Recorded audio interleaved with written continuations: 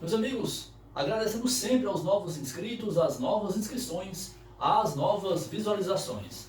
Falar um pouco, da Copa Conmebol Libertadores, que encerrou ontem no Monumental de Núñez, em Buenos Aires, na Argentina. Falar um pouco, meus amigos, dessa trajetória, na trajetória do campeão do Botafogo de Futebol e Regatas. O Botafogo de Futebol e Regatas, meus amigos, que ontem provavelmente exorcizou todos os seus fantasmas, Toda uma desconfiança, existia de fato isso, mas ontem o time mostrou que tem capacidade, que tem competência e alcançou ontem a glória eterna dessa data que ficará marcada para sempre na memória de todo torcedor botafoguense, de todo torcedor do Glorioso, aos 30 de novembro de 2024.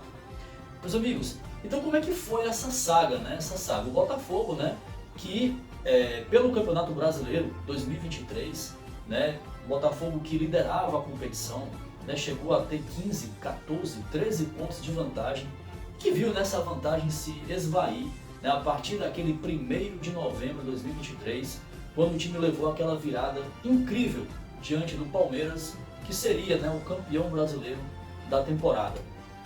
Então o Botafogo terminaria na 5ª colocação e colocaria o time para disputar as fases eliminatórias nesta Conmebol Libertadores, na sua 6ª participação. Então o Botafogo começou na altitude, meus amigos, no Félix Capriles, lá em solo boliviano, onde arrancou um empate, O time até vencia até os 50 minutos do segundo tempo, mas o Aurora conseguiu achar um empate 1-1, e o segundo jogo, no Newton Santos, no Engenhão, o Botafogo faria 6-0 para cima dessa equipe boliviana. Na fase seguinte, na terceira fase, é um confronto doméstico, um confronto bem mais equilibrado, onde o Botafogo venceu o seu primeiro confronto por 2-1, a equipe do Red Bull Bragantino, e seguraria um empate no Nabi Abichedi no jogo da volta, empatou com o Red Bull Bragantino em 1-1, e o Botafogo iria se inserir no grupo D, na fase de grupos dessa Copa Conmebol Libertadores. Nas companhias, meus amigos, um grupo considerado enrascado, difícil, Uma companhia das equipes do Júnior Barranquilla da Colômbia, a sempre competente, perigosíssima, campeã também de Libertadores em 2008, a Liga Deportiva Universitária, a LDU de Quito, e ainda a companhia do Universitário do Peru. Meus amigos, o Botafogo, que ainda iniciou essa fase de grupos, ainda sob o comando do Thiago Nunes, o Botafogo perdeu na estreia por 3-1 para a equipe do Júnior Barranquilla, em pleno Newton Santos, no Engenhão. Depois o Botafogo perderia para a equipe da LDU por 1-0 lá no Casablanca, em Casablanca, lá no Equador. Perderia por 1-0 e chegaria à terceira rodada já meio que com a corda no pescoço. Time já ameaçado de sequer seguir na competição. Mas o Botafogo afastou tudo isso e conseguiu fazer uma grande exibição e venceu a equipe do Universitário do Peru por 3-1 no Newton Santos.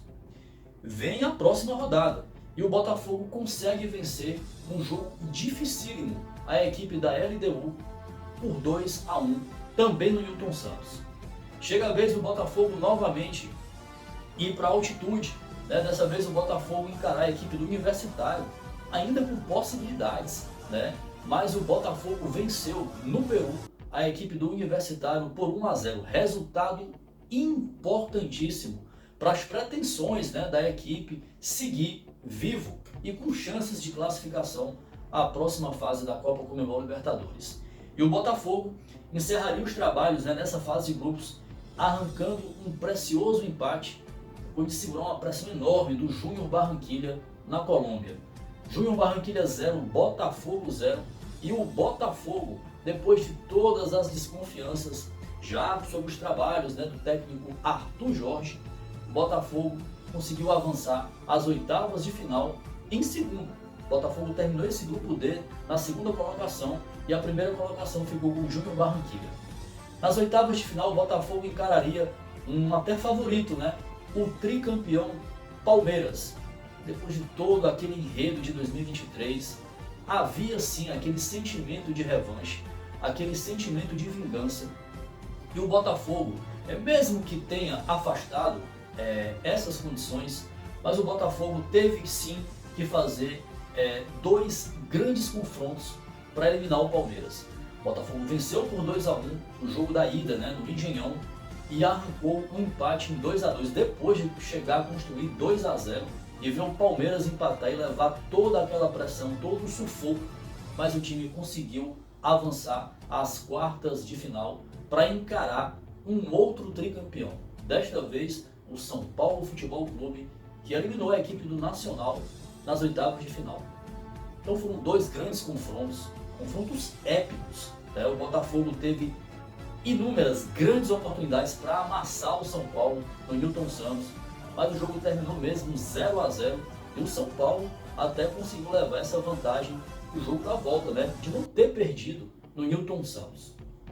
No Morumbi, aquelas atmosferas de quarta-feira de Copa Conmebol Libertadores, o Botafogo abriu os trabalhos, né, no Morumbi lotado para mais de 60 mil pessoas. A Almada abriu os trabalhos 1-0 Botafogo, né, lá no Morumbi. O São Paulo começou de fato a se comportar melhor no jogo, apresentando uma evolução, né, dentro da partida. Lucas desperdiçou uma penalidade, né, no final do primeiro tempo. O Botafogo foi com 1-0 para o intervalo. O São Paulo cada vez mais forte, né, firme no seu propósito de incomodar muito a equipe do Botafogo. O Botafogo segurou toda essa pressão. O São Paulo perdendo, empilhando oportunidades. Caleri perdeu um gol incrível, mas do próprio Caleri sairia um empate do São Paulo para esse jogo ir para as penalidades. Nas penalidades máximas, Rodrigo Nestor acabou desperdiçando para o São Paulo e o Botafogo, com a cobrança, né, de Matheus Martins, converteu e levou esse time para as semifinais para encarar um Peñarol, um pentacampeão de Copa Conmebol Libertadores. Peñarol, que era apontado, né, como uma zebra, né, diante do confronto com o Flamengo, né, na chave de quartas de final. Como isso não aconteceu, o Flamengo, nos seus bastidores, né, um técnico Tite bastante ameaçado no cargo, não conseguiu de fato, né, desenvolver um bom trabalho, um bom futebol, né, pelo elenco do Flamengo. O Flamengo de fato decepcionou. O Flamengo decepcionou e acabou ficando pelas quartas de final. Então o Peñarol nas semifinais, Botafogo emplacou 5-0 no jogo de ida diante da equipe do Peñarol. O jogo da volta, os bastidores, né, teve mudança até de palco, né, o jogo decisivo, mas só que o Botafogo, com uma larga vantagem, construiu um 5-0. Os bastidores de violência, confronto entre as torcidas, isso não foi de fato suficiente e o jogo teve que ser realizado no Estádio Nacional de Montevidéu. O Botafogo conheceu mais uma derrota, né, na competição. Perdeu por 3-1, mas foi insuficiente e o Botafogo chegou, né, à sua primeira decisão de Copa Conmebol Libertadores em 120 anos de história. Para encarar, meus amigos, o Clube Atlético Mineiro. O Clube Atlético Mineiro, né, que passou na fase de grupos pela equipe do Peñarol, né, teve as companhias do Peñarol, o Rosário Central da Argentina e o Caracas da Venezuela. Caracas da Venezuela, meus amigos. Então o Atlético Mineiro eliminou a equipe do São Lourenço nas oitavas, passou nas quartas de final pelo campeão de 2023, Fluminense. Nas semifinais, o Atlético Mineiro eliminou o todo-poderoso River Plate e encarar o Botafogo com todos esses ingredientes. Uma rivalidade, né, que se acirrou durante todo o ano de 2024.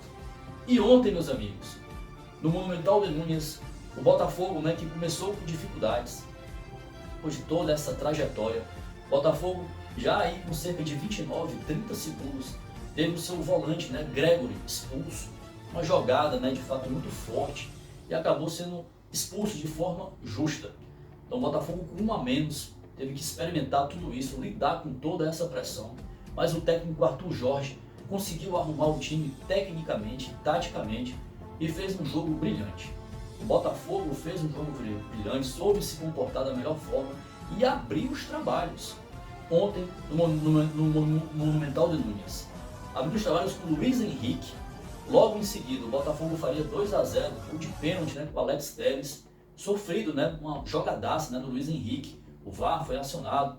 Alex Telles cobrou a penalidade, 2-0. O Botafogo foi com uma boa vantagem, né, para o intervalo. O Atlético Mineiro faria, né, o Atlético Mineiro diminuiria com Eduardo Vargas de cabeça. Então uma pressão enorme do Atlético Mineiro. E o Botafogo, no apagar das luzes, né, depois de lidar com toda a pressão, com um segundo tempo altamente favorável para as pretensões do Atlético Mineiro, que não conseguiu, de fato, marcar mais gols, Júnior Santos daria o chute e que conquistaria a glória eterna ao Botafogo de Futebol e Regatas. Botafogo de Futebol e Regatas que exorcizou ontem todos os seus fantasmas, todas as suas desconfianças, fazendo a alegria dessa torcida que é considerada tão sofrida nos últimos tempos. É só lembrar, meus amigos, por exemplo, esse Botafogo, né, lá no ano de 2007, né, naquela semifinal contra o Figueirense, são exemplos, né? 1999, naquela final de Copa do Brasil diante do Juventude em casa, com a presença do seu torcedor no Maracanã, e o último título de expressão do Botafogo de Futebol e Regatas, naquele 1995. Então lá se vão aí 29 anos e todos os fantasmas foram exorcizados ontem. Temporada do Botafogo, eliminado, né, na semifinal, nas oitavas de final na Copa do Brasil pelo Bahia. Um Botafogo que não fez um bom estadual, mas um time que se organizou e que até aqui, na liderança do Campeonato Brasileiro, e venceu ontem a Copa Conmebol Libertadores pela primeira vez nos seus 120 anos de fundação. Então esse material de fato aí ao Botafogo de Futebol e Regatas, um novo campeão na América. Meus amigos, então eu fico por aqui. Se você gostou, deixa aquele seu like, fiz breves comentários para essa campanha, essa saga do Botafogo que merece e muito ser aplaudida, exorcizando todos os seus fantasmas, fazendo a alegria de milhares e milhares de torcedores espalhados por esse mundo. Até uma próxima oportunidade, até mais.